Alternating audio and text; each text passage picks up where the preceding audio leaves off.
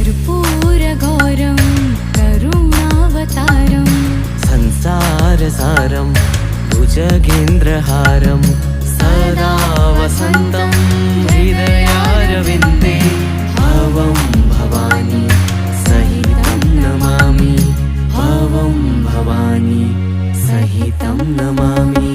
Bholenath Mahadev Ashutosh Shankar Jai Jai Triloki Jai Jai Maheshwar. Bholenath Mahadev Ashutosh Shankar Jai Jai Triloki Jai Jai Maheshwar.